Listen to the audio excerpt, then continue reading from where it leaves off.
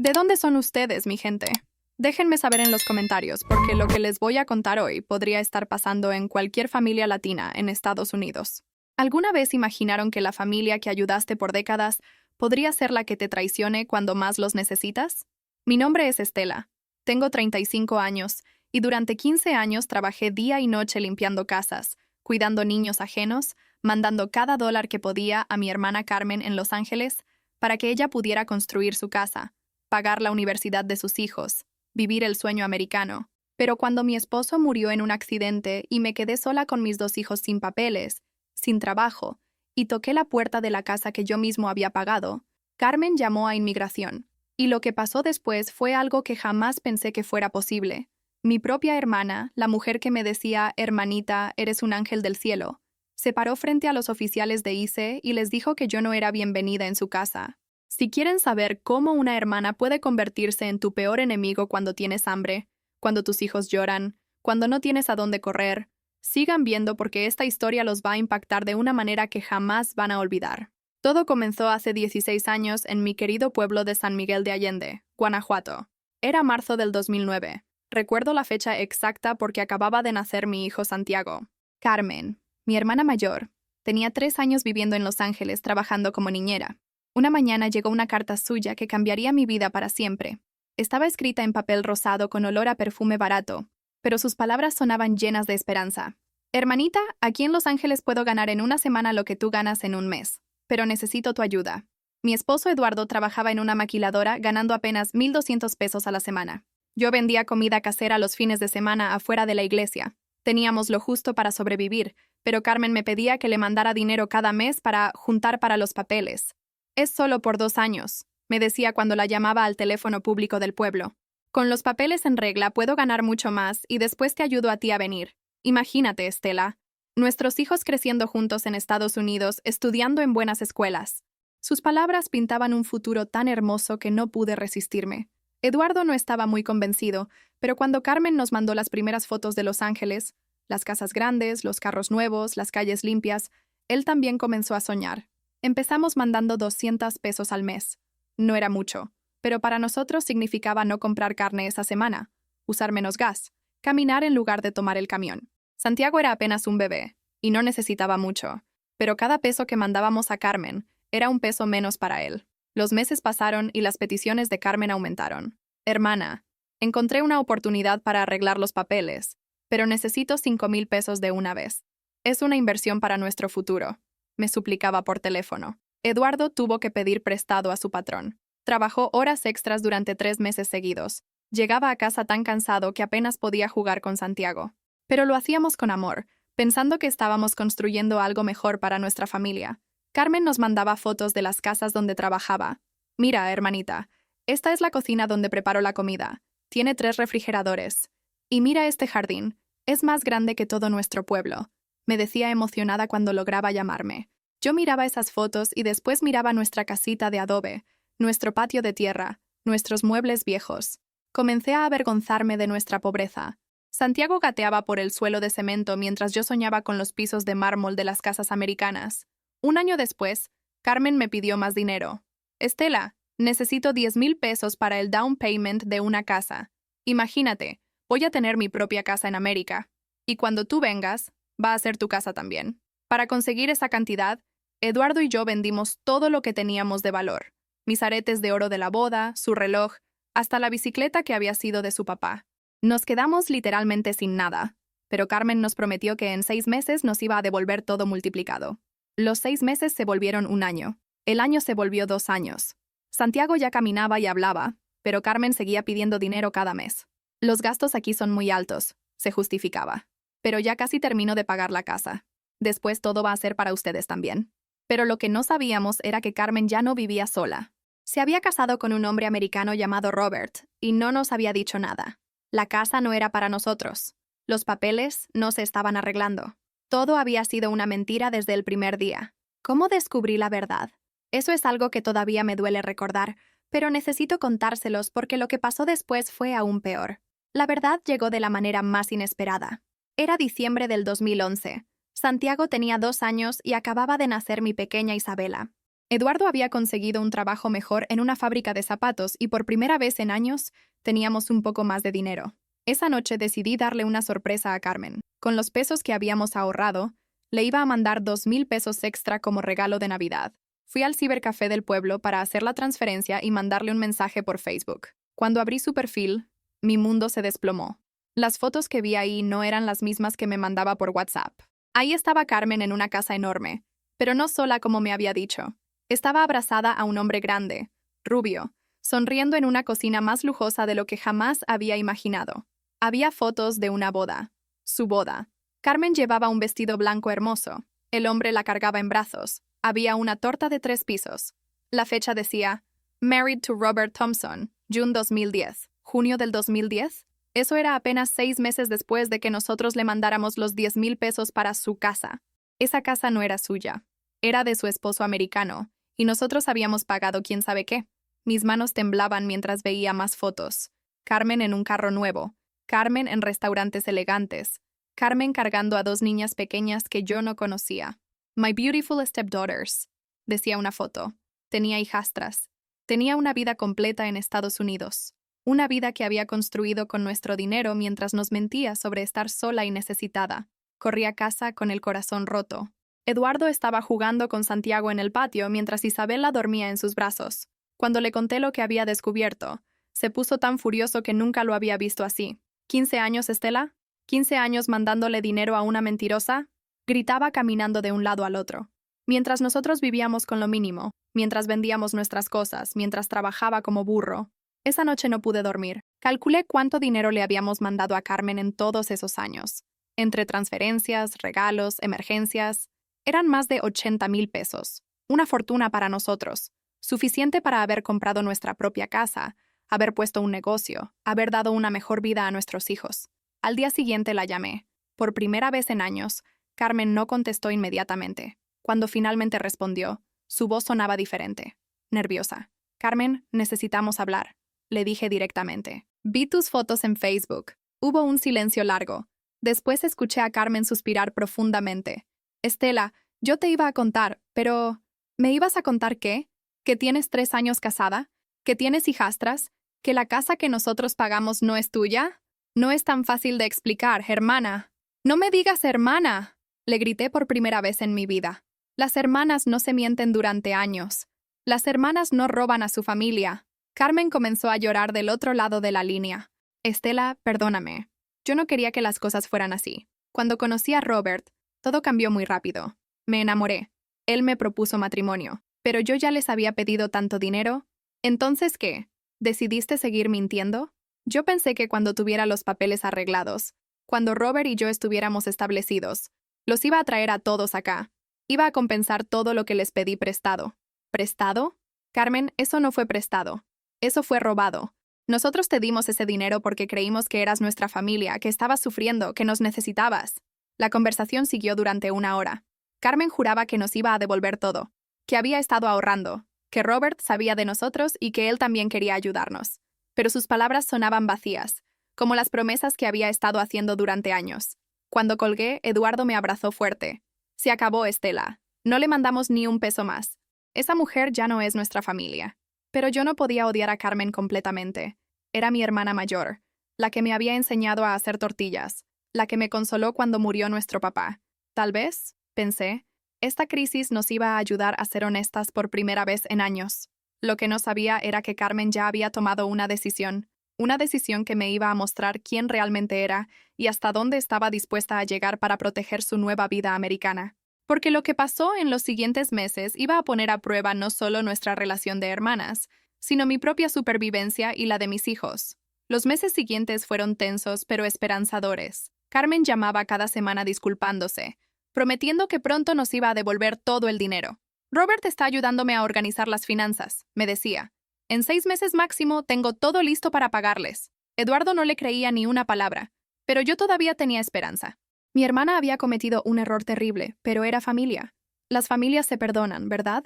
En marzo del 2012, cuando Santiago tenía 3 años, recibimos una llamada que cambiaría nuestras vidas para siempre. Eduardo había tenido un accidente en la fábrica. Una máquina le aplastó la pierna derecha. Los médicos hicieron lo que pudieron, pero Eduardo quedó con una cojera permanente y dolores constantes. Ya no podía trabajar en trabajos que requirieran estar de pie todo el día. Su trabajo en la fábrica se acabó. Fue el peor momento de nuestras vidas. Eduardo se hundió en una depresión profunda. Se sentía inútil, como si hubiera fallado como proveedor de la familia. Yo trataba de consolarlo, pero por dentro estaba aterrorizada. ¿Cómo íbamos a sobrevivir? Con 2 niños pequeños, las cuentas médicas, y Eduardo sin poder trabajar, nos estábamos quedando sin dinero rápidamente. Vendí mi máquina de coser, mis ollas buenas, hasta los juguetes de Santiago que estaban en buen estado. Una noche, mientras Eduardo dormía sedado por los medicamentos para el dolor, tomé el teléfono y llamé a Carmen. Era la primera vez en meses que yo la llamaba a ella. «Carmen», le dije con la voz quebrada, «Eduardo tuvo un accidente. Está muy mal. No puede trabajar. Necesitamos ayuda». Hubo un silencio largo del otro lado de la línea. «Ay, hermana, qué terrible noticia». «¿Qué pasó exactamente?» Le conté todo. El accidente, los médicos, la incapacidad de Eduardo, nuestros problemas de dinero. Carmen escuchaba en silencio. «Carmen», le dije finalmente, «sé que las cosas entre nosotras han estado difíciles, pero ¿podrías mandarnos algo? No tiene que ser mucho. Solo para la medicina de Eduardo y la comida de los niños». Otro silencio largo. «Estela, hermana, me duele mucho escuchar esto. Pero ahorita Robert y yo estamos pasando por una situación muy complicada también. La economía aquí está muy mal. Él perdió horas en el trabajo. No podía creer lo que estaba escuchando. La misma mujer que durante años había vivido de nuestro dinero, que se había casado en una boda de lujo, que vivía en una casa como palacio, me estaba diciendo que no podía ayudarnos. «Carmen, son solo 500 pesos. Con 500 pesos podemos comprar las medicinas de Eduardo. Estela, si pudiera, lo haría.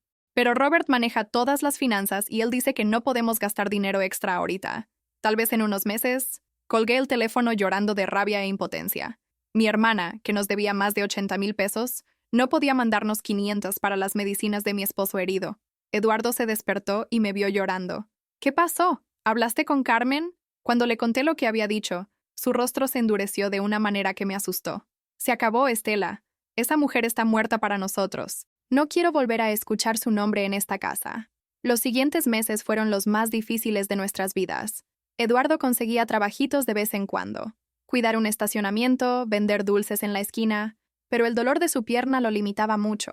Yo comencé a limpiar casas, a vender comida, a hacer todo lo que podía para mantener a flote a nuestra familia.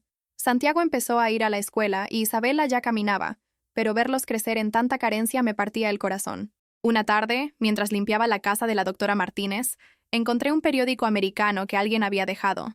No sabía leer inglés, pero había fotos de una fiesta navideña muy elegante, y ahí, en una de las fotos, estaba Carmen. La foto decía algo sobre Holiday Charity Gala.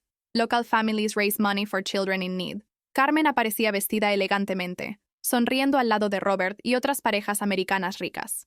Mi hermana estaba en una fiesta benéfica para ayudar a niños necesitados, niños como Santiago e Isabela. La ironía me dolió tanto que tuve que sentarme a llorar. Esa noche, Eduardo me encontró viendo la foto. «¿Qué es eso?», me preguntó. Le mostré la imagen y le expliqué lo que creía que decía. Eduardo tomó el periódico y lo hizo pedazos. «Carmen puede vivir su vida de rica americana», dijo con amargura. «Nosotros vamos a salir adelante solos, como siempre debimos haber hecho». Y tenía razón. Poco a poco, con mucho esfuerzo, comenzamos a estabilizarnos. Eduardo encontró trabajo en una tienda de autopartes donde podía estar sentado la mayor parte del tiempo. Yo conseguí más casas para limpiar. Santiago era un niño brillante y alegre a pesar de nuestras dificultades. Isabela crecía sana y hermosa. No teníamos mucho, pero teníamos amor, teníamos dignidad, teníamos esperanza. Lo que no sabíamos era que nuestra historia con Carmen estaba lejos de terminar, porque 3 años después, cuando menos lo esperábamos, ella iba a aparecer de nuevo en nuestras vidas. Pero esta vez, no para pedir ayuda, sino para destruir todo lo que habíamos construido. En abril del 2015, cuando Santiago tenía 6 años e Isabela 4, recibimos una llamada que nos llenó de alegría y terror al mismo tiempo. Eduardo había sido seleccionado para un programa de trabajo en Estados Unidos. Una empresa americana necesitaba trabajadores especializados en autopartes, y Eduardo, a pesar de su lesión, tenía la experiencia que buscaban. «Es una visa temporal», nos explicó el representante de la empresa. 6 meses, tal vez 1 año. Pero si Eduardo demuestra su valor, podría convertirse en algo permanente. Para nosotros era un milagro. Después de todos los años de lucha, finalmente íbamos a tener la oportunidad de ir a Estados Unidos legalmente, con papeles, con trabajo garantizado. Pero había un problema. La visa era solo para Eduardo. Los niños y yo tendríamos que esperar en México hasta que él estableciera su situación migratoria. No voy a ir solo, dijo Eduardo firmemente. Mi familia va conmigo o no voy para nada. Pero yo sabía que esta era nuestra única oportunidad. Eduardo, tienes que ir. Es por nuestro futuro. 6 meses pasan rápido, y cuando tengas todo arreglado, vendremos legalmente. La decisión más difícil de nuestras vidas era separar a nuestra familia, pero lo hicimos pensando que era temporal, que era por un futuro mejor. Eduardo se fue a Chicago en junio del 2015. Los primeros meses fueron duros, pero las noticias eran buenas. Su trabajo iba bien, sus jefes estaban contentos, había posibilidades reales de que le extendieran la visa. Hablábamos todos los días por Skype. Santiago y Isabela esperaban esas llamadas como lo más importante del día. ¿Cuándo va a venir papá?, preguntaba Isabela constantemente. ¿Cuándo vamos a ir con él? Yo les prometía que pronto estaríamos juntos otra vez. Eduardo me mandaba dinero cada mes, más de lo que había ganado nunca en México. Por primera vez en años, los niños podían tener juguetes nuevos, ropa bonita, útiles escolares sin que yo tuviera que preocuparme por cada peso. Pero en octubre, las cosas comenzaron a complicarse. La empresa de Eduardo tuvo problemas legales con inmigración. Había irregularidades en los papeles de algunos trabajadores, y las autoridades comenzaron a investigar. Estela, me dijo Eduardo en una llamada nocturna, sonando muy preocupado. Van a venir a revisar nuestros documentos. Si encuentran algo malo, me pueden deportar inmediatamente. El miedo se apoderó de nosotros. Si deportaban a Eduardo, perdía la oportunidad laboral, perdía la posibilidad de arreglar papeles para toda la familia, perdía todo. Fue entonces cuando tomé la decisión que cambiaría nuestras vidas para siempre. Eduardo, le dije, los niños y yo nos vamos para Chicago. Si te van a deportar, que nos deporten juntos. Pero no vamos a estar separados otra vez. Estela, es muy peligroso, sin papeles, si los agarran en la frontera. Eduardo, llevamos 4 meses separados. Santiago llora todas las noches preguntando por ti. Isabela ha empezado a olvidar tu voz. No puedo más. La decisión estaba tomada. Con los ahorros que Eduardo había mandado, contraté a un coyote para que nos llevara a Estados Unidos. Era caro, $8,000 por los 3, pero era nuestra única opción para estar juntos. El día antes del viaje, hice algo que hasta ahora me duele recordar. Llamé a Carmen. No habíamos hablado en más de un año, pero pensé que ella debía saber que íbamos para Estados Unidos. Tal vez, pensé ingenuamente, esta era nuestra oportunidad de reconciliarnos, de ser familia otra vez. ¿Carmen? Soy Estela. Hermana, respondió con voz sorprendida. Qué sorpresa escuchar de ti. Le conté sobre el trabajo de Eduardo, sobre nuestra decisión de ir a Chicago, sobre nuestros planes. Carmen escuchaba en silencio. Estela, me dijo finalmente, me da mucho gusto saber que las cosas les están yendo bien. Chicago está lejos de Los Ángeles, pero tal vez cuando se establezcan podemos vernos. Su voz sonaba extraña, pero yo estaba tan emocionada por nuestro viaje que no le presté atención. Carmen, quería preguntarte si necesitamos ayuda cuando lleguemos, si tenemos alguna emergencia, ¿podríamos contar contigo? Hubo una pausa larga. Claro, hermana, somos familia. Si necesitan algo, me hablan. Sus palabras me dieron tranquilidad. A pesar de todo lo que había pasado entre nosotras, Carmen seguía siendo mi hermana. En una tierra extraña, rodeados de desconocidos, era bueno saber que teníamos familia. El viaje a Estados Unidos fue una pesadilla que prefiero no recordar en detalle. 3 días cruzando el desierto con mis 2 hijos pequeños, escondidos en camionetas, caminando de noche, con miedo constante de ser descubiertos. Pero lo logramos. El 15 de noviembre del 2015, Santiago, Isabela y yo llegamos a Chicago. Eduardo nos esperaba en un apartamento pequeño pero limpio que había rentado para nosotros. Cuando los niños vieron a su papá después de tantos meses, corrieron a abrazarlo llorando de felicidad. Yo también lloré, pero de alivio. Estábamos juntos otra vez. Estábamos en Estados Unidos. Íbamos a empezar nuestra nueva vida. Lo que no sabíamos era que Carmen ya había comenzado a planear nuestra destrucción. ¿Están preparados para saber lo que mi propia hermana hizo cuando más necesitábamos su apoyo? Porque lo que pasó 2 meses después de llegar a Chicago fue algo que jamás le perdonaré. Los primeros 2 meses en Chicago fueron como vivir un sueño. Eduardo trabajaba duro, pero ganaba más dinero del que habíamos visto en toda nuestra vida. Yo encontré trabajo limpiando oficinas por las noches, lo que me permitía cuidar a los niños durante el día. Santiago se adaptó rápidamente. Era tan inteligente que aprendía inglés más rápido que nosotros. Isabela era más tímida, pero poco a poco comenzó a hacer amiguitos en el complejo de apartamentos donde vivíamos. Vivíamos en un pequeño apartamento de una recámara en el lado sur de Chicago. No era lujoso, pero para nosotros era un palacio. Teníamos calefacción, agua caliente, una cocina completa. Los niños dormían en la sala en pequeñas camas que Eduardo había comprado usadas, pero eran suyas. Las Navidades del 2015 fueron las mejores de nuestras vidas. Eduardo logró comprarle a Santiago una bicicleta usada, pero en buen estado.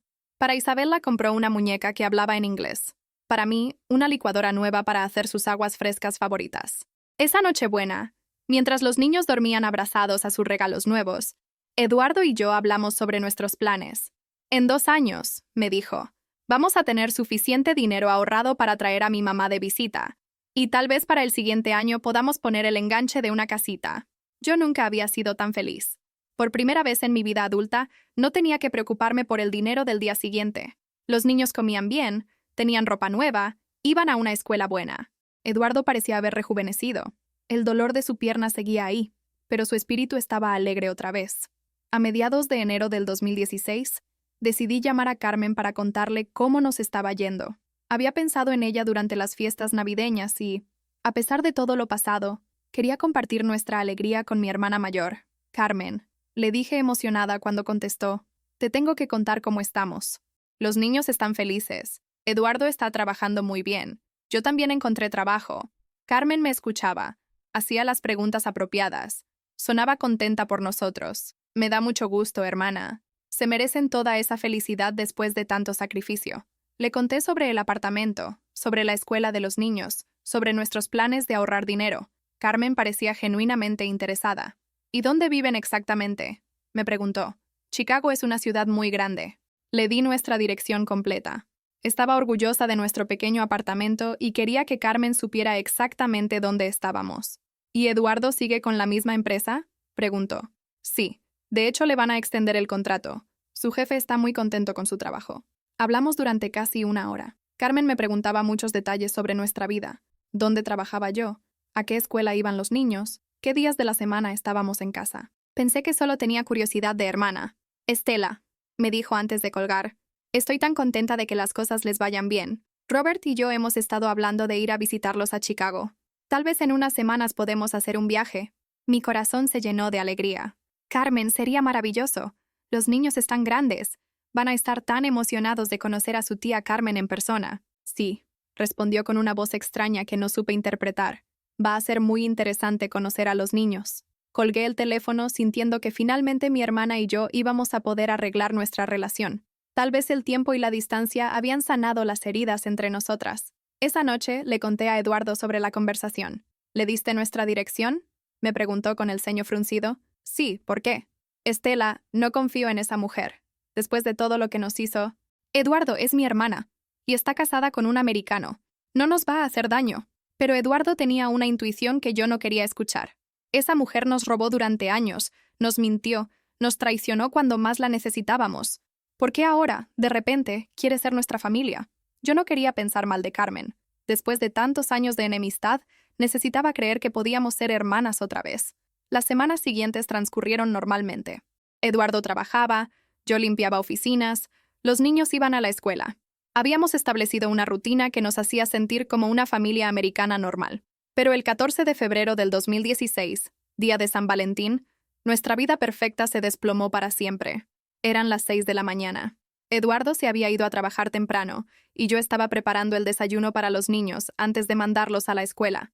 Santiago se estaba vistiendo, e Isabela jugaba con su muñeca en la sala. Tocaron la puerta. Era un toque fuerte, oficial. No como cuando llegaba la correspondencia o los vecinos. Miré por la ventana y mi sangre se heló. Había 3 camionetas negras estacionadas afuera de nuestro edificio. Hombres con chalecos que decían «ICE» estaban caminando hacia nuestra puerta. «¡Santiago!», grité. «¡Ven acá ahora mismo!». El niño corrió hacia mí asustado por el tono de mi voz. Tomé a Isabela en brazos y jalé a Santiago hacia el baño, el único lugar con seguro en el apartamento. Los golpes en la puerta se volvieron más fuertes. «Immigration, open the door». Con las manos temblorosas llamé a Eduardo.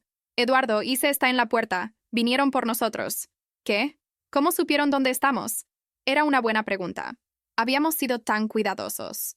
No habíamos tenido problemas con nadie. No habíamos llamado la atención. De repente, la verdad me golpeó como un rayo. Carmen sabía dónde vivíamos. Carmen conocía todos nuestros detalles. Carmen había hecho muchas preguntas muy específicas. Mi propia hermana nos había entregado a inmigración. Los oficiales de ICE entraron a nuestro apartamento como si fuéramos criminales peligrosos. Rompieron la puerta del baño donde estábamos escondidos y nos sacaron a la fuerza. Santiago lloraba aterrorizado. Isabela gritaba pidiendo a su papá. ¡Por favor!, les supliqué en mi inglés básico. ¡Mis niños tienen miedo! ¡Solo déjenme calmarlos! Pero los oficiales no mostraron compasión. Nos pusieron esposas. A mí y hasta a Santiago, un niño de 6 años, mientras revisaban cada rincón de nuestro apartamento. ¿Dónde está tu esposo?, me preguntó un oficial latino. En el trabajo, respondí llorando. No ha hecho nada malo. Tiene permiso de trabajo. Su permiso de trabajo fue revocado hace 2 semanas debido a irregularidades en la empresa. Está aquí ilegalmente, igual que ustedes. Mi mundo se desplomó. Eduardo no me había dicho que había perdido su estatus legal. Seguramente no quería preocuparme. Nos llevaron a la estación de Easy en 3 vehículos separados. Yo iba con Isabela. Santiago iba solo en otro carro. Ver a mi hijo de 6 años esposado en la parte trasera de una camioneta del gobierno es una imagen que me va a perseguir hasta el día que me muera. En la estación nos pusieron en celdas diferentes. A mí con Isabela en una celda para mujeres con niños. A Santiago en una celda para menores no acompañados. No podía verlo, no podía consolarlo, no sabía si estaba bien. Isabela, que apenas tenía 4 años, no entendía lo que estaba pasando. Mami, ¿por qué estamos en la cárcel? ¿Qué hicimos malo? ¿Cómo le explicas a una niña de 4 años que están en la cárcel porque nacieron en el país equivocado? Horas después trajeron a Eduardo. Habían ido a arrestarlo a su trabajo, delante de todos sus compañeros. Su jefe, que lo apreciaba mucho, había tratado de interceder, pero no había nada que hacer. Esa primera noche en el centro de detención fue la peor de nuestras vidas. Los niños y yo estábamos en una celda helada, durmiendo en colchones delgados en el suelo. Isabela lloraba pidiendo a su papá. Santiago se había quedado completamente mudo del shock. Al día siguiente tuvimos nuestra primera audiencia. Un abogado de oficio nos explicó que íbamos a ser deportados inmediatamente. No había apelación posible. Habíamos entrado al país ilegalmente y no teníamos ningún recurso legal. ¿Y mis hijos?, pregunté desesperada. Santiago habla inglés. Va a la escuela aquí. Señora, sus hijos son mexicanos. Serán deportados con ustedes a México, respondió el abogado secamente. 3 días después estábamos en un avión de vuelta a México. 4 años viviendo el sueño americano habían terminado en una pesadilla. Todo lo que habíamos construido se había desvanecido, pero lo peor aún estaba por venir. Llegamos a la Ciudad de México sin dinero, sin casa, sin nada. Los niños estaban traumatizados. Santiago había comenzado a tartamudear y Isabela se despertaba gritando todas las noches. Tuvimos que quedarnos en un albergue para deportados. Era un lugar deprimante, lleno de familias rotas como la nuestra. Hombres que habían vivido en Estados Unidos durante décadas, niños que no hablaban español, mujeres que habían perdido todo. Una semana después de llegar a México, finalmente pude conseguir acceso a un teléfono. La primera persona que llamé fue a Carmen. Carmen, le dije con la voz rota. Nos deportaron. Estamos en México, sin nada. Hubo un silencio largo del otro lado de la línea. Carmen, ¿estás ahí? Sí, estoy aquí, respondió con una voz fría que no reconocí. Carmen, necesito preguntarte algo y quiero que me digas la verdad. ¿Tú reportaste nuestra dirección a inmigración? Otro silencio. Carmen, respóndeme. ¿Fuiste tú?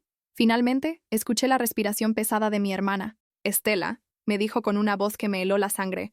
Tú nunca debiste haber ido a Estados Unidos ilegalmente. Mi corazón se detuvo. Era una confesión sin confesar. Carmen, ¿cómo pudiste? ¿Cómo pudiste hacer eso a tus propios sobrinos? Mis sobrinos son mexicanos, Estela. México es su lugar. Estados Unidos es para gente que viene de la manera correcta, que respeta las leyes. No podía creer lo que estaba escuchando. Esta era la misma mujer que había cruzado la frontera ilegalmente años antes. La misma mujer que me había robado dinero durante años. Carmen, tú también fuiste ilegal. ¿Ya se te olvidó? Yo me casé con un ciudadano americano. Yo arreglé mi situación legalmente. Tú solo fuiste para vivir como criminal. Sus palabras me dolían más que cualquier golpe físico. Carmen, eres mi hermana. No, me interrumpió con una frialdad que me aterrorizó. Yo no tengo hermanas criminales. Yo soy americana ahora. Mi familia es americana. Tú no eres parte de mi vida. Y colgó. Me quedé ahí, con el teléfono en la mano, tratando de procesar lo que acababa de escuchar. Mi hermana, la mujer que me había dicho «somos familia», hacía apenas unas semanas, acababa de destruir mi vida y la de mis hijos. Pero la historia no termina ahí, porque lo que Carmen hizo después de deportarnos fue aún más cruel, más calculado, más desalmado de lo que jamás pensé que fuera posible. Los primeros meses de vuelta en México fueron un infierno. Eduardo cayó en una depresión tan profunda que apenas podía levantarse de la cama. Santiago se negaba a hablar español y lloraba pidiendo volver a su escuela en Chicago. Isabela había comenzado a mojarse en la cama todas las noches. Yo tenía que ser fuerte por todos, pero por dentro me estaba desmoronando. Habíamos perdido nuestros ahorros, nuestros sueños, nuestra estabilidad, y todo por la traición de mi propia hermana. Conseguimos un cuartito pequeño en las afueras de Guadalajara. Eduardo encontró trabajo en un taller mecánico ganando una fracción de lo que ganaba en Chicago. Yo regresé a limpiar casas y vender comida en la calle. Pero lo más doloroso no era la pobreza. Era ver cómo mis hijos sufrían. Santiago había sido tan alegre, tan seguro de sí mismo en Chicago. Ahora era un niño retraído, tímido, que se escondía cuando escuchaba sirenas porque le recordaban a los oficiales de ICE. Isabela había olvidado mucho de su inglés, pero seguía teniendo pesadillas en las que hombres uniformados la separaban de nosotros. Una noche, mientras los niños dormían, Eduardo me abrazó y me dijo algo que me partió el corazón. Estela, yo fracasé como padre. Les prometí una vida mejor y los traje de vuelta a la misma pobreza. Eduardo, tú no fracasaste. Carmen nos traicionó. Eso no es culpa tuya. Pero él no me escuchaba. Se culpaba por haber perdido el estatus legal, por no haber sido más cuidadoso, por habernos expuesto al peligro. 6 meses después de nuestra deportación, cuando ya pensábamos que no podían pasar cosas peores, recibí una llamada que me heló la sangre. Era mi prima Leticia, que vivía en Los Ángeles. Estela, me dijo con voz nerviosa, necesito contarte algo sobre Carmen, pero no sé cómo decírtelo. Leticia, después de lo que me hizo, ya nada me puede sorprender de esa mujer. Carmen está diciendo por toda la familia que tú la amenazaste, que le dijiste que si no te mandaba dinero, ibas a reportar a Robert por haberla ayudado a arreglar sus papeles de manera fraudulenta. No podía creer lo que estaba escuchando.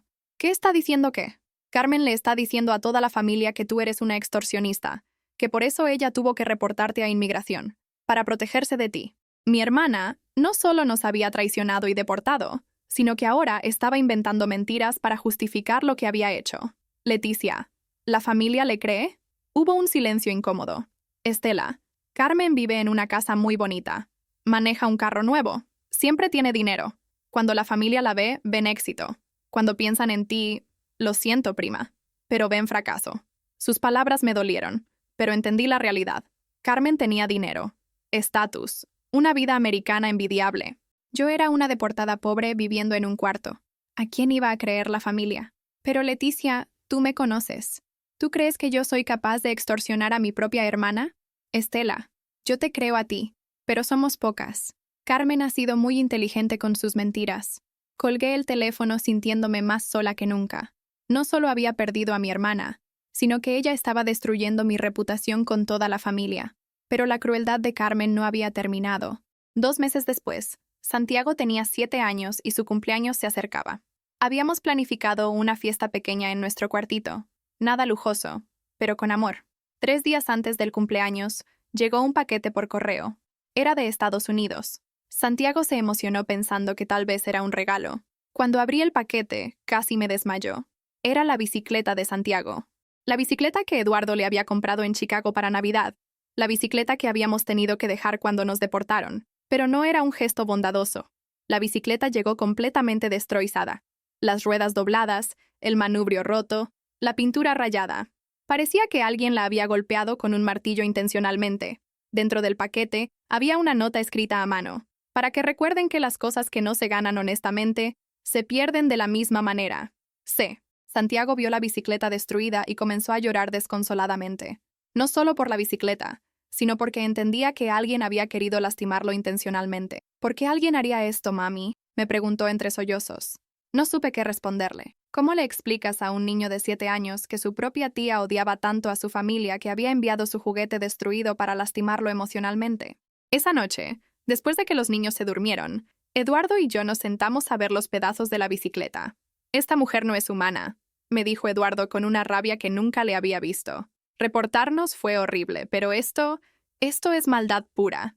Esto es querer lastimar a un niño inocente. Yo estaba tan dolida que ya no podía llorar. Carmen había cruzado una línea que jamás pensé que existiera. Había decidido hacerle daño a mis hijos, a niños inocentes que lo único que habían hecho era amarla como a su tía. Esa noche tomé una decisión. Carmen había declarado la guerra contra mi familia, y yo no me iba a quedar callada. Pero lo que no sabía era que Carmen tenía un último golpe planeado, algo tan cruel que casi destruye a mi familia para siempre. ¿Están preparados para escuchar lo más despiadado que Carmen hizo? Porque lo que pasó en el cumpleaños de Isabela fue algo que casi nos costó todo lo que nos quedaba de familia. Isabela iba a cumplir 5 años el 15 de marzo del 2017. Habíamos estado ahorrando peso por peso durante meses para hacerle una fiesta pequeña pero especial. Habíamos invitado a los pocos amiguitos que tenía en el barrio, comprado un pastel modesto de la panadería local y decorado nuestro cuartito con globos de colores. La mañana del cumpleaños, Isabela se despertó emocionada. «Mami, ya soy grande, ya tengo 5 años». Tenía puesto su vestidito nuevo, el único vestido bonito que le había podido comprar, y estaba radiante de felicidad. Pero a las 10 de la mañana, 2 horas antes de que llegaran los invitados, tocaron la puerta de una manera que me hizo temblar. Era el mismo toque oficial que había escuchado en Chicago. Cuando abrí la puerta, había 2 hombres en trajes oscuros. Uno me mostró una placa. Servicio de Protección Infantil. ¿Es usted Estela Rodríguez?, me preguntó el más alto. Sí, ¿qué necesitan? Hemos recibido una denuncia anónima sobre negligencia infantil y posible abuso en este domicilio. Tenemos que inspeccionar las condiciones de vida de los menores Santiago y Isabela Rodríguez. Mi sangre se heló. ¿Una denuncia? ¿Quién podría haber reportado que maltrataba a mis hijos? Eduardo se acercó desde la cocina, visiblemente preocupado. Señores, debe haber un error. Nosotros cuidamos muy bien a nuestros hijos. Eso lo vamos a determinar nosotros, respondió el segundo hombre, entrando sin permiso a nuestro cuartito. Santiago e Isabela se escondieron detrás de mí, asustados por los extraños que invadían nuestro hogar en el día especial de Isabela. Los hombres comenzaron a revisar cada rincón de nuestro pequeño espacio. Abrieron el refrigerador, revisaron la cama donde dormíamos los 4, inspeccionaron el baño, tomaron fotografías de todo. Los menores duermen en la sala, observó uno, escribiendo en su libreta. Es temporal, expliqué desesperada. Estamos ahorrando para un lugar más grande. Pero ellos están bien cuidados, van a la escuela. ¿Cuál es su ingreso familiar mensual?, preguntó el otro. Cuando les dije la cantidad, apenas lo suficiente para sobrevivir, intercambiaron miradas preocupadas. ¿Los menores reciben atención médica regular? Cuando se enferman, claro que sí. ¿Cuándo fue la última vez que vieron a un doctor? No tenía seguro médico. Los llevaba al centro de salud público solo cuando era absolutamente necesario. ¿Los menores han mostrado signos de trauma o comportamiento anormal?, preguntó, mirando a Santiago, quien estaba tartamudeando de nervios. Mi hijo tiene algunos problemas desde que fuimos deportados, pero estamos trabajando en eso. ¿Fueron deportados? ¿Por qué motivo? Cada pregunta me hundía más. Todo lo que decía sonaba peor de lo que era en realidad. Después de una hora de interrogatorio, los hombres se llevaron a Santiago e Isabela a un lado y comenzaron a hacerles preguntas separadas. ¿Tu mami te grita?, le preguntaron a Isabela. ¿Tu papá te pega?, le preguntaron a Santiago. ¿Tienes hambre en tu casa? ¿Dónde duermes? Los niños contestaban honestamente, pero sus respuestas inocentes sonaban terribles fuera de contexto. Sí, a veces dormían en el suelo cuando hacía mucho calor. Sí, a veces no había mucha comida. Sí, mami lloraba mucho. Finalmente, los hombres se acercaron a Eduardo y a mí. Señor y señora Rodríguez, basándose en nuestras observaciones y en el reporte que recibimos, consideramos que este ambiente no es adecuado para el desarrollo saludable de los menores. Mi mundo se desplomó. ¿Qué significa eso?, preguntó Eduardo con voz temblorosa. Los menores serán puestos bajo custodia temporal del Estado, mientras evaluamos si ustedes pueden proporcionarles un hogar seguro y estable. ¡No!, grité corriendo hacia mis hijos. «No se pueden llevar a mis bebés». Pero ya tenían las órdenes judiciales. Habían llegado preparados para llevarse a Santiago e Isabela. Isabela comenzó a llorar desconsoladamente. «Mami, no me quiero ir. Es mi cumpleaños. Van a venir mis amiguitos». Santiago, tratando de ser valiente, me abrazó fuerte. «Mami, ¿cuándo vamos a regresar a casa?» «Pronto, mi amor», le mentí, porque no sabía si era verdad. «Mamá y papá van a arreglar todo». Se llevaron a mis hijos en carros separados. Los vi partir desde la ventana de nuestro cuartito, que ahora estaba decorado con globos para una fiesta que nunca iba a suceder. Eduardo y yo nos quedamos ahí, abrazados, llorando como nunca habíamos llorado. «Estela», me dijo Eduardo después de horas de silencio, «esto no fue casualidad. Alguien sabía exactamente qué reportar, cómo hacernos quedar mal. Tenía razón. La denuncia había sido demasiado específica, demasiado calculada. Mencionaba detalles que solo alguien que nos conociera muy bien podría saber. Esa noche llamé a mi prima Leticia. Leticia, necesito que me digas la verdad. ¿Carmen sabe que nos quitaron a los niños? Hubo un silencio largo. Estela. Carmen me preguntó hace 2 semanas por las direcciones de las oficinas de servicios sociales en Guadalajara. Mi sangre se volvió hielo. ¿Para qué quería esa información? Dijo que conocía a una familia mexicana que necesitaba ayuda con trámites para sus hijos. Carmen había reportado a mis hijos a servicios sociales. Mi propia hermana había hecho que el gobierno me quitara a mis bebés en el cumpleaños de Isabela. Pero eso no era lo peor. Lo peor vino 2 días después, cuando recibí una llamada de la trabajadora social asignada a nuestro caso. Señora Rodríguez, hemos estado investigando el origen de la denuncia contra ustedes y hemos descubierto algo muy interesante. Lo que me dijo esa mujer iba a revelar la profundidad real de la maldad de Carmen. Señora Rodríguez, me dijo la trabajadora social por teléfono, la denuncia contra ustedes vino acompañada de fotografías muy detalladas del interior de su vivienda, así como de documentos personales que deberían ser confidenciales. Mi corazón comenzó a latir tan fuerte que pensé que se me iba a salir del pecho. ¿Qué tipo de documentos? Copias de los reportes de deportación de ustedes, registros médicos de sus hijos, incluso fotografías de los niños que claramente fueron tomadas sin su conocimiento. ¿Fotografías de mis hijos tomadas sin mi conocimiento? ¿Cómo era eso posible? Señora, nosotros rastreamos el origen de esta información y descubrimos que la denuncia fue hecha desde Los Ángeles, California, por alguien que alegaba ser una familiar preocupada. Carmen no solo había reportado a mis hijos, sino que había estado espiándonos, investigándonos, recopilando evidencia para hacernos quedar como los peores padres del mundo. ¿Cómo consiguió fotografías de mis hijos? Eso es lo extraño. Algunas fotografías parecen haber sido tomadas desde el interior de su vivienda anterior.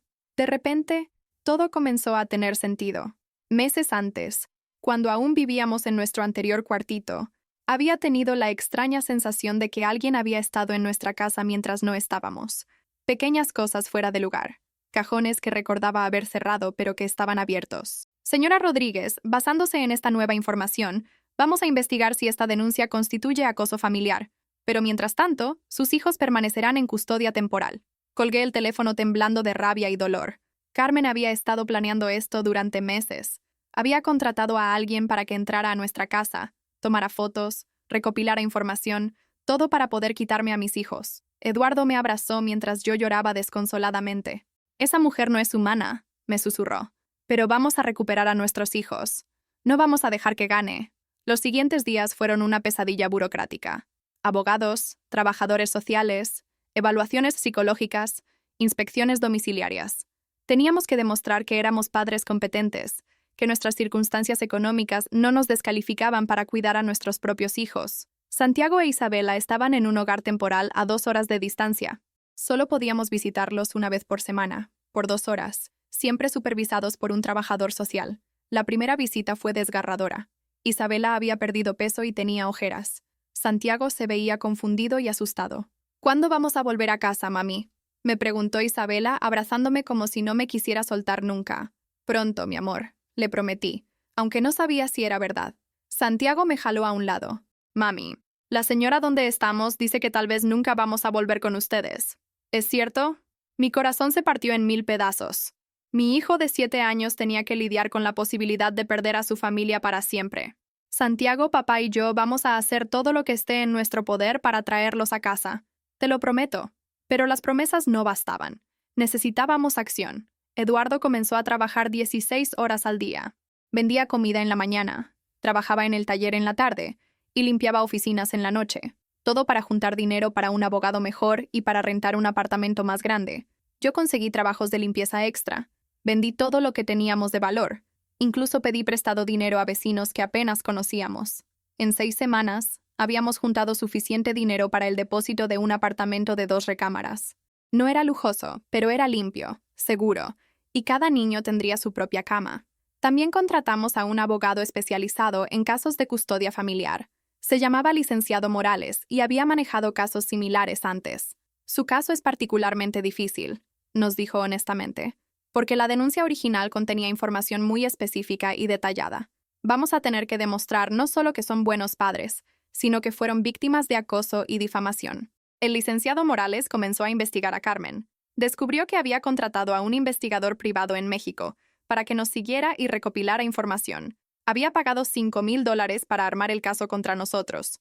Su hermana no solo quería lastimarlos, nos explicó el abogado. Quería destruirlos completamente. Esto va más allá de una disputa familiar. Esto es venganza obsesiva. 3 meses después de que nos quitaran a los niños, finalmente tuvimos nuestra audiencia de custodia. El juez revisó toda la evidencia, las fotografías ilegales, los documentos obtenidos fraudulentamente, el rastro del dinero que Carmen había pagado al investigador privado. Este caso, dijo el juez, representa una manipulación grave del sistema de protección infantil. Los menores Santiago e Isabela fueron separados de sus padres basándose en información obtenida de manera ilegal y con intenciones maliciosas. Mi corazón comenzó a latir con esperanza por primera vez en meses. Sin embargo, continuó el juez, también es evidente que la familia Rodríguez ha enfrentado desafíos económicos significativos que podrían afectar el bienestar de los menores. Mi esperanza comenzó a desvanecerse. Por lo tanto, dijo el juez, los menores serán devueltos a la custodia de sus padres bajo las siguientes condiciones. Y lo que dijo después cambiaría nuestras vidas para siempre. Los menores serán devueltos a la custodia de sus padres, continuó el juez, bajo las siguientes condiciones. La familia deberá participar en terapia familiar durante 6 meses. Los padres deberán tomar clases de manejo financiero y habrá visitas de seguimiento mensuales por parte de servicios sociales durante 1 año. Íbamos a recuperar a nuestros hijos. Eduardo y yo nos abrazamos llorando de alegría en plena sala de audiencias.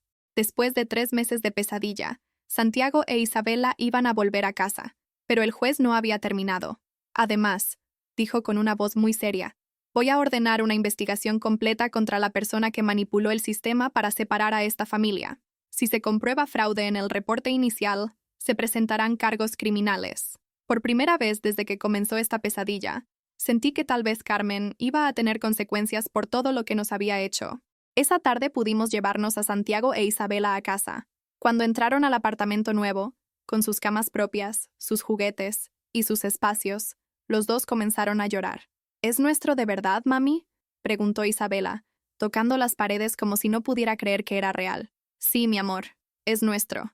Santiago corrió a su cuarto y se tiró en su cama. Por fin tengo mi propia cama otra vez, dijo con una sonrisa que no había visto en meses. Esa noche, por primera vez en mucho tiempo, cenamos juntos como familia. No teníamos mucho dinero para comida especial, pero cocinamos las enchiladas favoritas de los niños y celebramos estar juntos otra vez. Papi, dijo Santiago durante la cena, ¿la señora mala ya no nos va a molestar más? Eduardo y yo nos miramos. Los niños sabían que alguien había causado que los separaran de nosotros, pero no sabían que había sido su propia tía. No, mi hijo, le respondió Eduardo. Nadie nos va a separar otra vez. 2 semanas después, recibimos una llamada del licenciado Morales. Tengo noticias sobre su hermana, nos dijo. Las autoridades mexicanas han emitido órdenes de arresto contra ella y contra el investigador privado que contrató. Los cargos incluyen fraude, acoso, manipulación de documentos oficiales y conspiración para separar menores de sus padres. No podía creer lo que estaba escuchando. ¿Eso qué significa? Significa que si Carmen pisa territorio mexicano, será arrestada inmediatamente.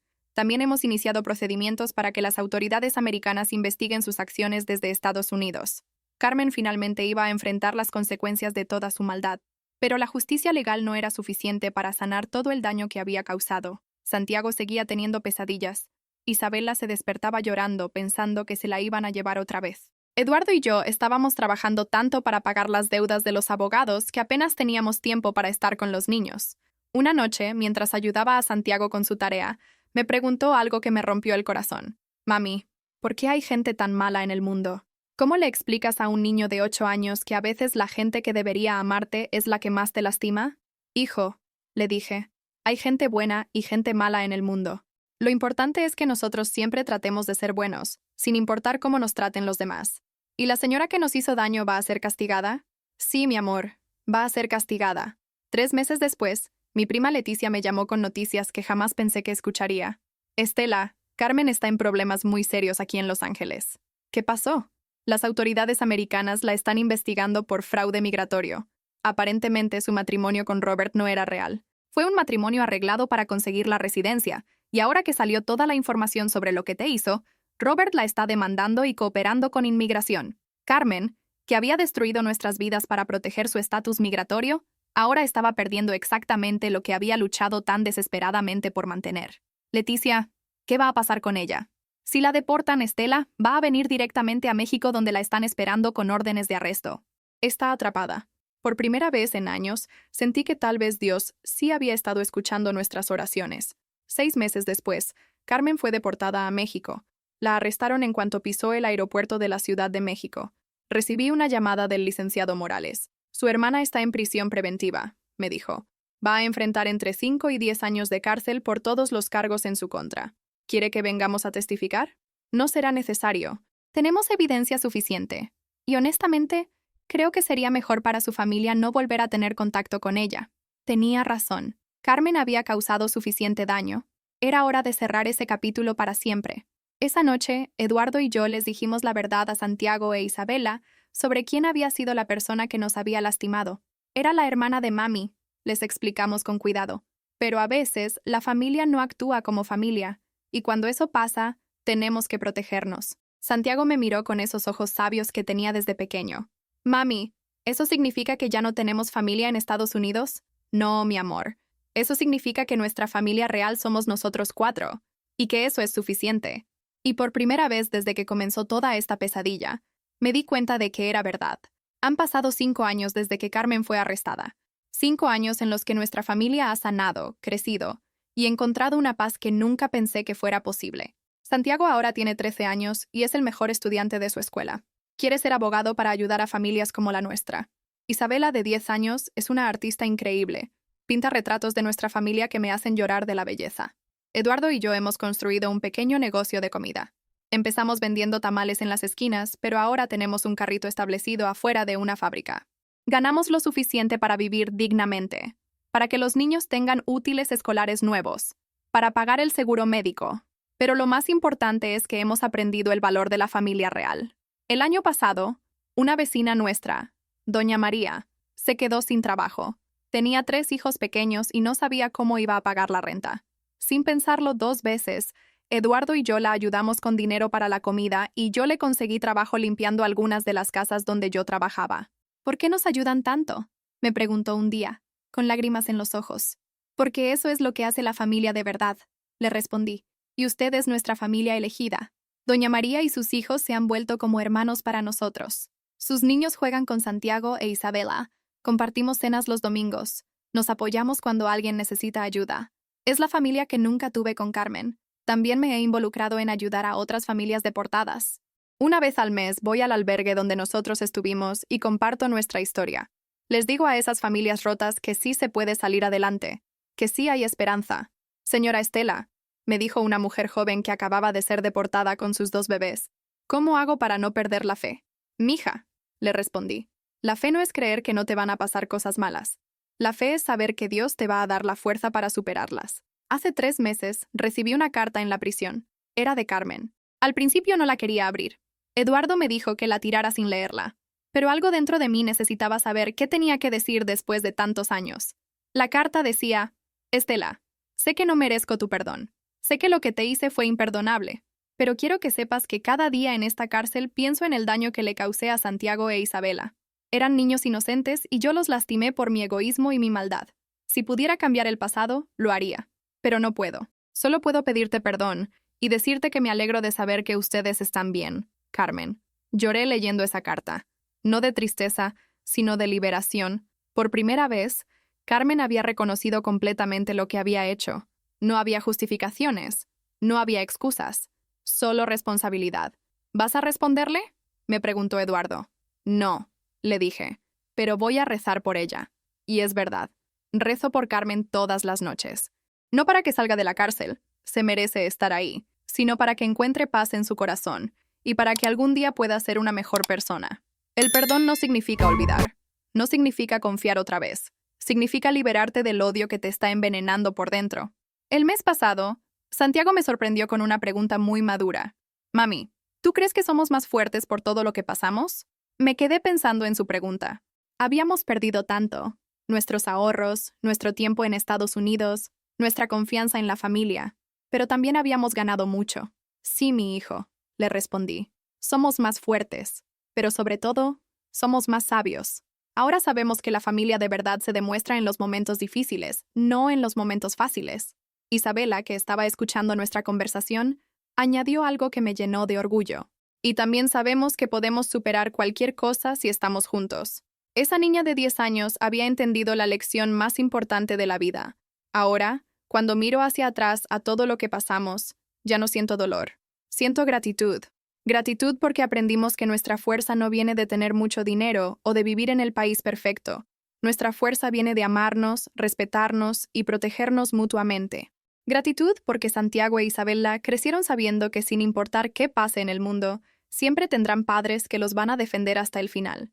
Y gratitud porque Dios nos puso en el camino a personas buenas. Doña María, el licenciado Morales, la trabajadora social que investigó nuestro caso, los vecinos que nos ayudaron cuando no tenían razón para hacerlo. La verdadera familia no siempre es la que comparte tu sangre. A veces es la que elige amarte sin condiciones. Mi gente, quiero terminar esta historia contándoles algo que pasó hace apenas 2 semanas y que me confirmó que todo lo que sufrimos valió la pena. Santiago, que ahora tiene 13 años, llegó de la escuela muy emocionado. Mami, tengo que contarte algo increíble que pasó hoy. Resulta que en su clase de educación cívica, la maestra había pedido que cada estudiante contara sobre una vez que su familia había enfrentado una injusticia y cómo la habían superado. Mami, me dijo Santiago, yo conté nuestra historia. Conté sobre cuándo nos deportaron, sobre cuándo nos quitaron a Isabela y a mí, sobre cómo ustedes lucharon para recuperarnos. Mi corazón comenzó a latir fuerte.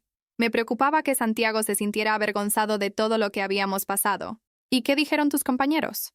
Al principio se quedaron callados, continuó Santiago. Pero después, 3 niños más levantaron la mano y dijeron que sus familias también habían sido deportadas. Y otros 2 dijeron que a ellos también les habían quitado a sus hermanos por un tiempo. No podía creer lo que estaba escuchando. La maestra dijo que éramos muy valientes por compartir nuestras historias, y que historias como la nuestra necesitan ser contadas para que la gente entienda lo que pasa en las familias inmigrantes. Santiago había convertido nuestro dolor en una herramienta para ayudar a otros niños a no sentirse solos.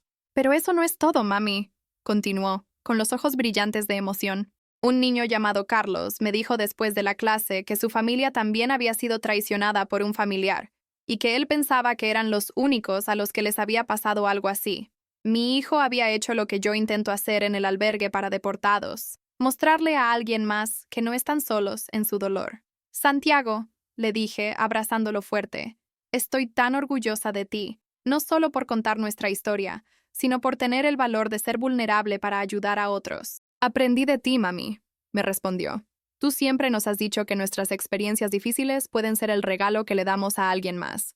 Esa noche, durante la cena, Santiago les contó a Eduardo e Isabela lo que había pasado en la escuela. Yo también quiero ayudar a otros niños, dijo Isabela. ¿Podemos hacer algo juntos como familia? Y así nació nuestra nueva misión. Ahora, una vez al mes, toda la familia va al centro comunitario y compartimos nuestra historia con otras familias que están pasando por situaciones difíciles. No solo familias deportadas.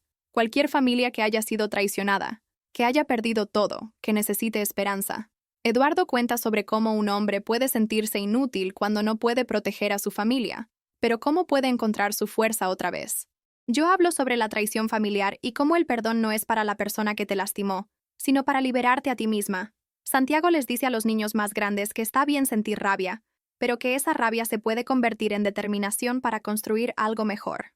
E Isabela, con su sabiduría de 10 años, les dice a los niños pequeños que sin importar lo que pase, siempre van a tener a su familia verdadera para protegerlos. La semana pasada, una señora me se acercó después de una de nuestras charlas. Señora Estela, me dijo con lágrimas en los ojos, mi cuñada me robó los ahorros de toda la vida, y después le dijo a toda la familia que yo era una mentirosa. Pensé que era la única persona en el mundo que había pasado por algo así. No, mija, le respondí. Tristemente, hay muchas Carmen en el mundo, pero también hay muchas familias fuertes como la nuestra. ¿Cómo hago para no odiarla para siempre? Un día a la vez, le dije. Primero te concentras en sanar a tu familia. El perdón viene después cuando estés lista. Y cuando llegue ese momento, no va a ser para ella, va a ser para ti. Hace un mes recibimos una noticia que cerró por completo el capítulo de Carmen en nuestras vidas.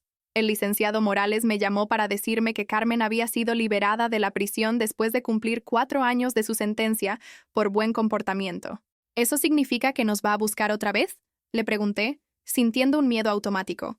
No, me tranquilizó el abogado. Como parte de su libertad condicional, tiene prohibido contactar a ustedes de cualquier manera. Si lo hace, regresa inmediatamente a la cárcel. ¿Y si viola esa orden? Estela, después de 4 años en prisión, Carmen ha perdido todo.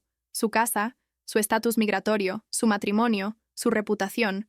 No creo que quiera arriesgarse a volver a la cárcel. Pero si lo hace, ustedes tienen protecciones legales completas. Esa noche les conté la noticia a Eduardo y a los niños. ¿Tienen miedo? Les pregunté. No, respondió Santiago inmediatamente. Ya no somos las mismas personas que éramos hace 5 años. Ahora sabemos quiénes somos y lo fuertes que somos. Isabela asintió. Y si trata de lastimarnos otra vez, ahora tenemos a Doña María, al licenciado Morales y a toda nuestra familia elegida para protegernos. Eduardo sonrió orgulloso. Además, ahora Carmen sabe que ya no puede manipular el sistema contra nosotros. Tenemos recursos, tenemos conocimiento, tenemos apoyo legal. Tenían razón. Ya no éramos la familia vulnerable y aislada que había sido víctima de la maldad de Carmen. Éramos una familia fuerte, conectada con nuestra comunidad, protegida por la ley y llena de propósito. Pero más importante que todo eso, éramos una familia que había aprendido que nuestro valor no viene de lo que tenemos, sino de cómo nos amamos y nos cuidamos mutuamente. Quiero contarles algo que pasó la semana pasada que me hizo darme cuenta de lo mucho que hemos crecido como familia. Isabela llegó de la escuela llorando. Al principio pensé que se había lastimado o que alguien la había molestado, pero cuando logré calmarla, me contó lo que realmente había pasado. «Mami», me dijo entre sollozos, «mi amiga Sofía me contó que su tía le está pidiendo dinero a su mamá todas las semanas. Dice que es para emergencias, pero Sofía escuchó a su mamá llorando porque ya no tienen dinero para la comida». Mi corazón se encogió. Era la misma situación que habíamos vivido con Carmen años atrás. «Y lo peor», continuó Isabela, «es que la tía de Sofía le dice cosas horribles a su mamá cuando no le puede mandar dinero. Le dice que es egoísta, que no quiere a la familia». Isabela había reconocido el patrón de manipulación familiar que nosotros habíamos sufrido. «¿Y qué quieres hacer, mi amor?» «Quiero ayudar a Sofía, pero no sé cómo». Esa tarde hablé con la mamá de Sofía, la señora Patricia. La invité a tomar café y, con cuidado, comencé a contarle nuestra historia. «Señora Patricia», le dije, «no quiero meterme en sus asuntos familiares, pero mi hija me contó que ustedes están pasando por una situación difícil con un familiar». Al principio se puso defensiva, como es natural cuando una extraña parece conocer tus problemas privados. «Es complicado», me dijo. «La familia es la familia, ¿verdad?» «Sí», le respondí, «pero a veces la gente usa el nombre de familia para hacer daño». Y entonces le conté todo. Carmen, los años de mentiras, el dinero robado, la traición, la deportación, la separación de mis hijos, todo. La señora Patricia me escuchaba con los ojos cada vez más abiertos. ¿En serio su propia hermana hizo todo eso? «En serio», le confirmé. «Y todo empezó exactamente como lo que usted está viviendo ahora. Pequeñas peticiones de dinero, historias de emergencias, chantaje emocional cuando no podía ayudar. Pero ¿cómo supe cuándo parar? Cuando me di cuenta de que mi obligación principal no era con mi hermana adulta que podía cuidarse sola. Mi obligación principal era con mis hijos pequeños que dependían completamente de mí». La señora Patricia comenzó a llorar. «Señora Estela, es que me da tanto miedo que mi cuñada le diga a toda la familia que soy mala hermana». «Patricia», le dije tomándole las manos, «¿prefiere que su familia piense que es mala hermana o que sus hijos pasen hambre porque usted está manteniendo a una adulta manipuladora?» Esa pregunta la hizo reflexionar profundamente. «Además», continué, «si su cuñada realmente la ama como familia, ¿por qué la está poniendo en una situación donde tiene que elegir entre ella y sus propios hijos?» Una semana después, la señora Patricia me llamó. «Estela, corté el apoyo económico a mi cuñada. Le expliqué que necesitaba concentrarme en mis hijos primero». «¿Y qué pasó?» «Exactamente lo que usted me dijo que pasaría. Se puso furiosa. Me dijo que era egoísta, que no era buena familia. Hasta me amenazó con contarle a todo mundo lo mala que soy». «¿Y cómo se siente?» «Liberada», me respondió con una voz que sonaba diferente, más fuerte. Por primera vez en 2 años, pude comprarle zapatos nuevos a Sofía sin preocuparme por el dinero. Esa experiencia me hizo darme cuenta de algo importante. Nuestro dolor se había convertido en nuestra capacidad de ayudar a otros. Pero la historia no termina ahí. 3 meses después, la señora Patricia me contó que su cuñada había comenzado a correr el rumor por toda la familia de que ella era tacaña y mala hermana. «Al principio me dolió mucho», me dijo. Pero después recordé lo que usted me había dicho. Las personas que realmente me aman van a entender que tengo que cuidar a mis hijos primero. ¿Y tenía razón? Sí.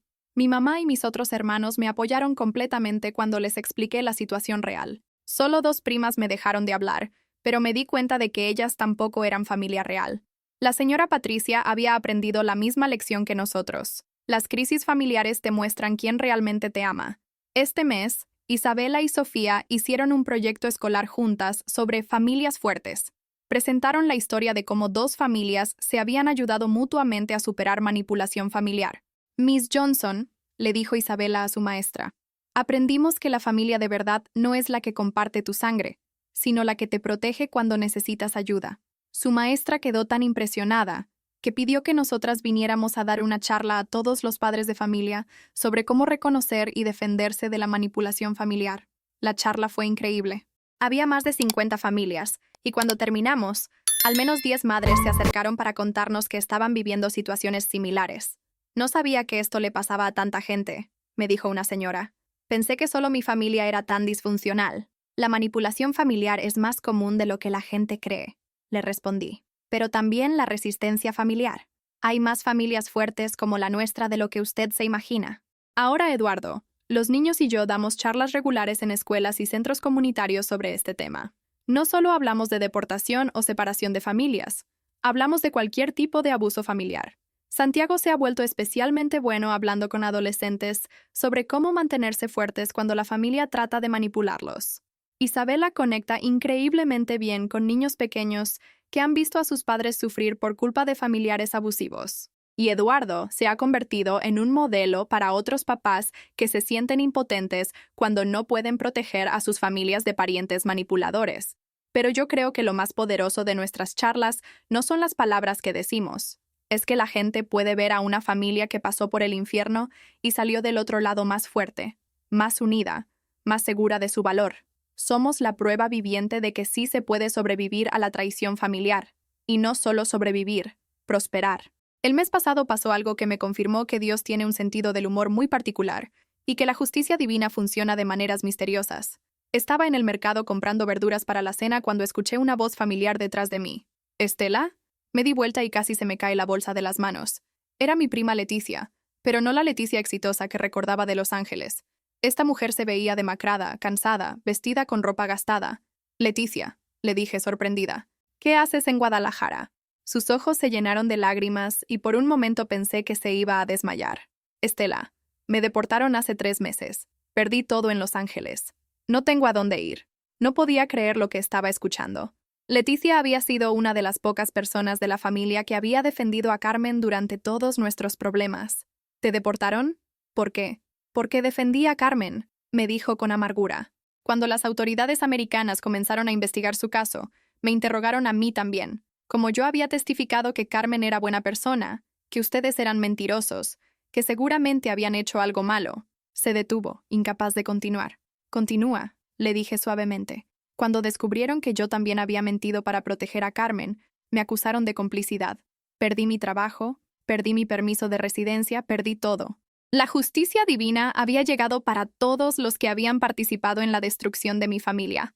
Y Carmen, continuó Leticia, cuando supo que me habían deportado por culpa de ella, ¿sabes lo que hizo? ¿Qué? Nada. Absolutamente nada. No me ayudó, no me mandó dinero, no me habló. Cuando más la necesité, desapareció completamente. Leticia finalmente había experimentado en carne propia el tipo de traición que Carmen era capaz de hacer. Estela, me dijo con voz quebrada, vine a buscarte porque necesito pedirte perdón. Yo sabía que Carmen te había hecho daño, pero elegí creerle a ella porque tenía dinero, porque parecía exitosa. Fui cobarde y tonta. Miré a mi prima, la mujer que había defendido a mi enemiga, que había ayudado a esparcir mentiras sobre mí, que había elegido el dinero sobre la familia verdadera.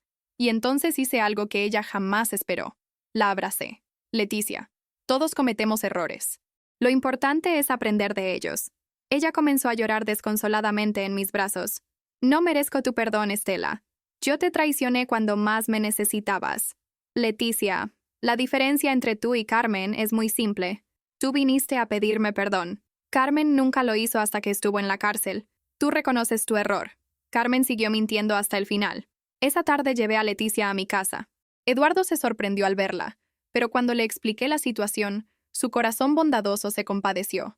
Puede quedarse en el sofá hasta que encuentre trabajo, dijo Eduardo, pero tiene que entender que esta familia se basa en honestidad ahora.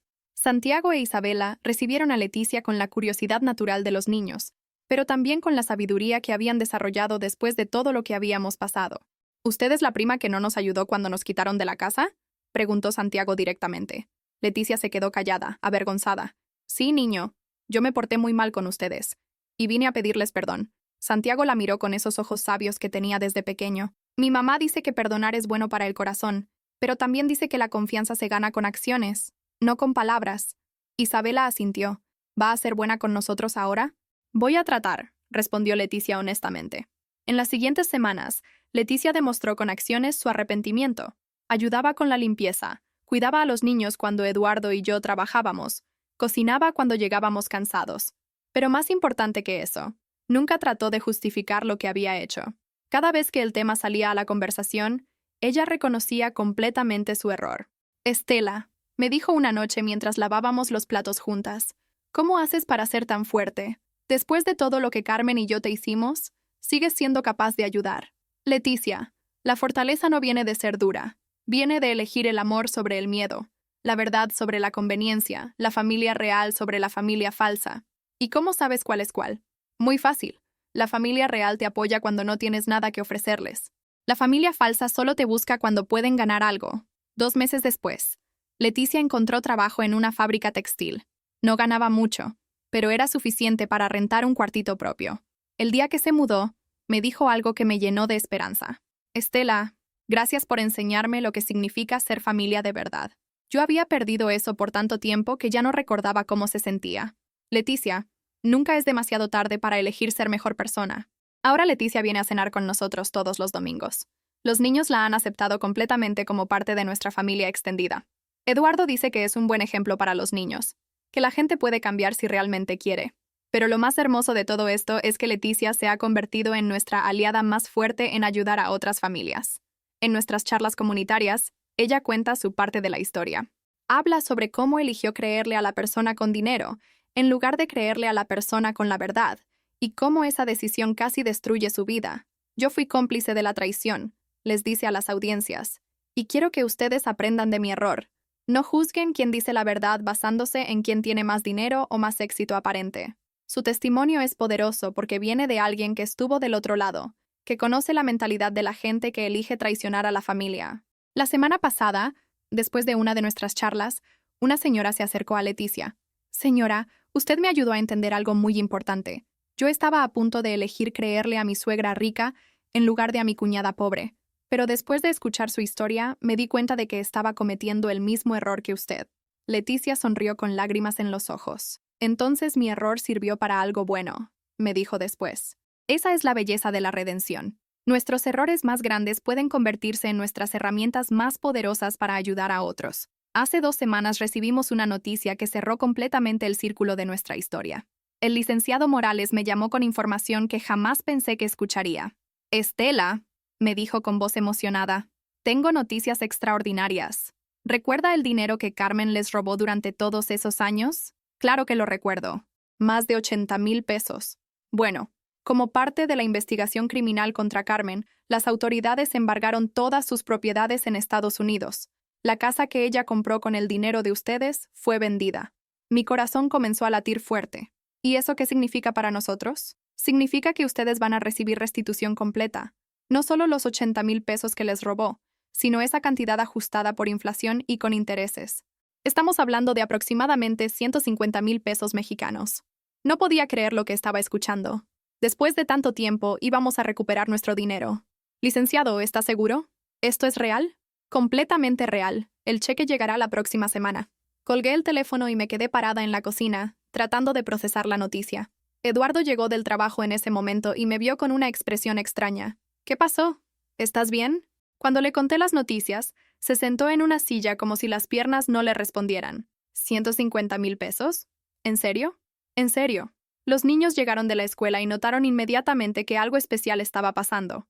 ¿Por qué están tan raros?, preguntó Isabela. Les explicamos que íbamos a recibir el dinero que la tía mala nos había robado hacía tantos años. Santiago, ahora de 13 años, hizo una pregunta muy madura. ¿Y qué vamos a hacer con ese dinero? Eduardo y yo nos miramos. Era una excelente pregunta. ¿Qué creen ustedes que deberíamos hacer? Les pregunté. Isabela levantó la mano como si estuviera en la escuela. Podemos comprar una casa más grande. Santiago pensó por un momento. O podríamos usar parte del dinero para ayudar a más familias como nosotros. Me llenó de orgullo escuchar a mi hijo pensar en otros antes que en nosotros mismos. ¿Saben qué? Les dije. Vamos a hacer las dos cosas. Esa noche nos sentamos como familia y hicimos un plan. Con 60,000 pesos daríamos el enganche para una casa pequeña pero propia. Con 30,000 pesos estableceríamos un fondo para emergencias familiares. Y con los 60,000 pesos restantes crearíamos una fundación pequeña para ayudar a familias que habían sido traicionadas por parientes. ¿En serio vamos a tener nuestra propia casa? Preguntó Isabela con los ojos brillantes. ¿En serio, mi amor? ¿Y vamos a ayudar a otras familias como la señora Patricia? Preguntó Santiago. Exactamente como la señora Patricia. Una semana después llegó el cheque.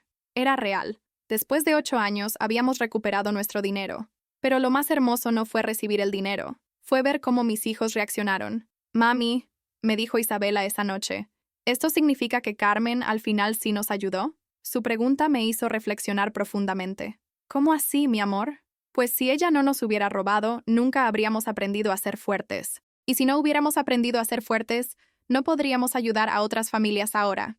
La sabiduría de mi hija de 10 años me dejó sin palabras. Santiago asintió. Y si ella no nos hubiera traicionado, nunca habríamos sabido quiénes eran nuestra familia real y quiénes eran falsos. Eduardo me miró con lágrimas en los ojos. Nuestros hijos entendieron algo que a nosotros nos tomó años aprender. Me susurró. Tenía razón. Santiago e Isabela habían convertido todo nuestro dolor en sabiduría. El mes pasado compramos nuestra casita. No es grande. 2 recámaras, un baño, una pequeña sala-cocina. Pero es nuestra. El día que recibimos las llaves, los 4 nos paramos en la puerta principal, y Eduardo dijo una oración. Dios, gracias por esta casa que nunca habríamos podido comprar sin pasar por todo lo que pasamos. Ayúdanos a llenarla de amor, ¿verdad? Y generosidad. Amén, dijimos todos juntos. Isabela corrió inmediatamente a su cuarto, y se tiró en la cama. ¡Por fin tengo mi propio cuarto!, gritó de alegría. Santiago se paró en la ventana de su cuarto mirando hacia afuera. Mami, desde aquí puedo ver la escuela. Ya no voy a llegar tarde nunca más. Pero el momento más hermoso fue cuando Eduardo me abrazó en nuestra nueva sala. Estela, después de todo lo que pasamos, ¿quién iba a pensar que terminaríamos mejor de lo que empezamos? Eduardo, no terminamos mejor por casualidad. Terminamos mejor porque elegimos ser mejores. También establecimos oficialmente la Fundación Familia Verdadera. Es pequeña, solo nosotros 4 como directores, pero ya hemos ayudado a 5 familias que estaban siendo manipuladas por parientes. Damos asesoría emocional, ayuda legal básica y, en casos extremos, apoyo económico temporal para que las familias puedan independizarse de sus abusadores. La primera familia que ayudamos fue muy similar a la nuestra. Una hermana en Estados Unidos que había estado robando dinero a su familia en México durante años. ¿Cómo sabemos si vale la pena cortar el contacto?, nos preguntó la señora Rosa. Muy fácil, le respondió Santiago. ¿Su hermana la ayuda cuando usted necesita ayuda o solo la busca cuando ella necesita dinero? Solo me busca cuando necesita dinero, respondió la señora Rosa. Entonces ya tiene su respuesta, le dijo Isabela. 6 meses después, la señora Rosa nos llamó para decirnos que había cortado el apoyo económico a su hermana manipuladora y que por primera vez en años había podido comprarle uniformes nuevos a sus hijos para la escuela.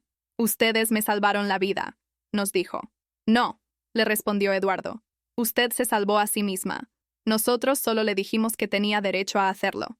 Esta es la parte de nuestra historia que más me llena de orgullo. No solo sobrevivimos a la traición de Carmen, la convertimos en una herramienta para ayudar a otros.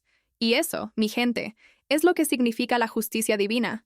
No siempre es rápida, no siempre es obvia, pero siempre llega. Y cuando llega, nos da la oportunidad de elegir entre la venganza y la redención. Nosotros elegimos la redención. Mi gente hermosa, quiero terminar esta historia contándoles algo que pasó hace apenas una semana. Algo que me confirmó que Dios tiene un plan perfecto para todas nuestras vidas. Estaba en el mercado comprando ingredientes para los tamales de nuestra nueva casa cuando una mujer joven se me acercó tímidamente. ¿Usted es la señora Estela que da las pláticas sobre familias traicioneras?, Me preguntó con voz nerviosa. Sí, mija, soy yo. ¿En qué le puedo ayudar? La mujer comenzó a llorar ahí mismo, en medio del mercado. Señora, hace 3 meses escuché su historia en el centro comunitario. Usted contó sobre su hermana Carmen y todo lo que le hizo a su familia. Sí. ¿Y? Señora, yo estaba viviendo exactamente la misma situación. Mi cuñada en Phoenix me había estado pidiendo dinero durante 4 años.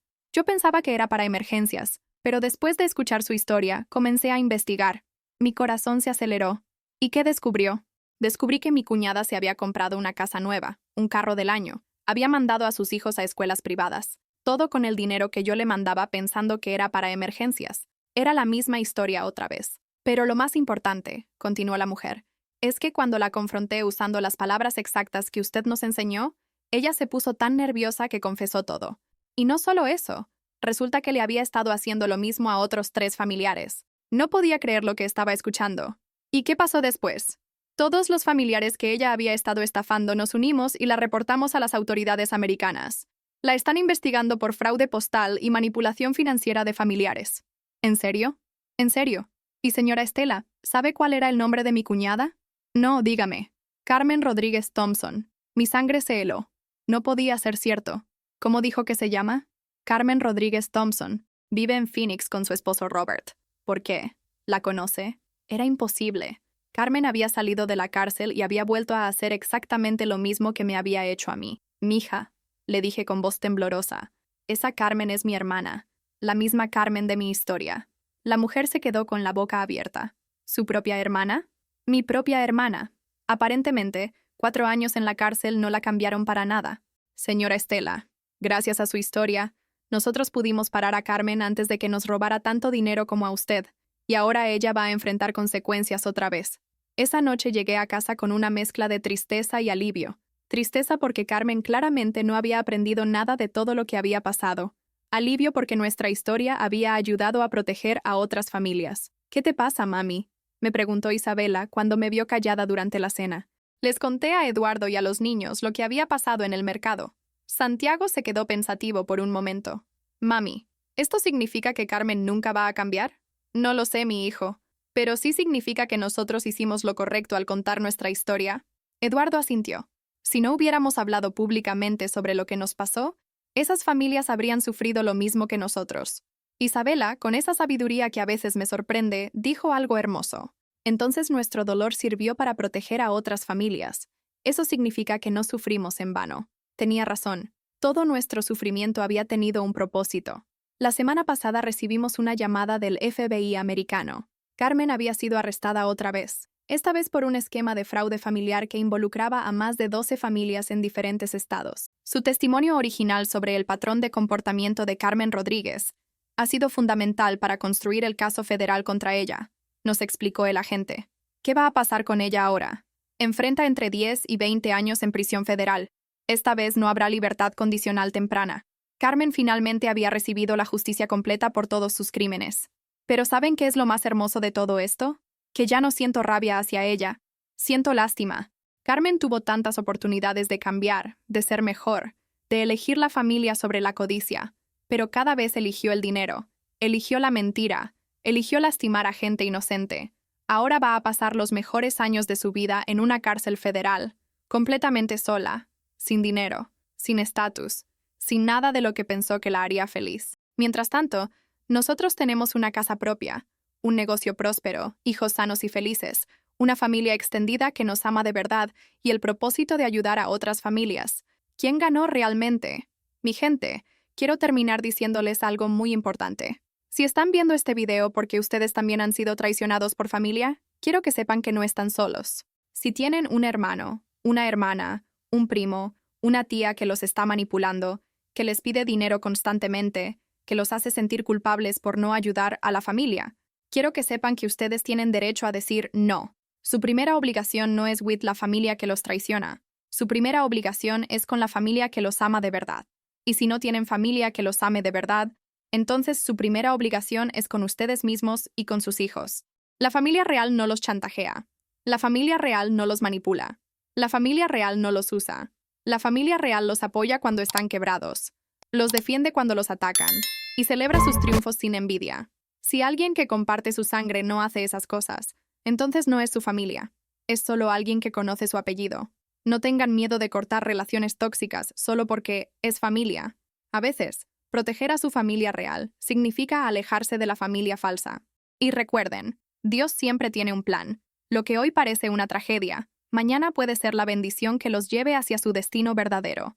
Nosotros perdimos dinero, perdimos tiempo, perdimos ilusiones, pero ganamos sabiduría, ganamos fortaleza, ganamos propósito. Y sobre todo, ganamos la certeza de que nuestra familia, Eduardo, Santiago, Isabela y yo, es inquebrantable. Eso no tiene precio.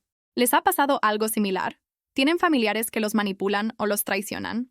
Cuéntenos en los comentarios. Sus historias pueden ayudar a otras familias que están pasando por lo mismo. Y si este testimonio los ayudó de alguna manera, por favor compartan este video. Cada persona que lo vea es una familia más que puede aprender a protegerse de la manipulación familiar. Recuerden suscribirse al canal porque aquí siempre vamos a dar voz a las historias que necesitan ser contadas, a las familias que merecen ser escuchadas. Mi nombre es Estela Rodríguez. Tengo 40 años. Soy madre, esposa, sobreviviente y protectora de familias. Esta fue mi historia, y aunque fue dolorosa recordarla, espero que les sirva para proteger a sus propias familias. La familia verdadera siempre vale la pena defenderla. La familia falsa nunca vale la pena mantenerla. Que Dios los bendiga y que siempre tengan el valor de elegir la verdad sobre la comodidad.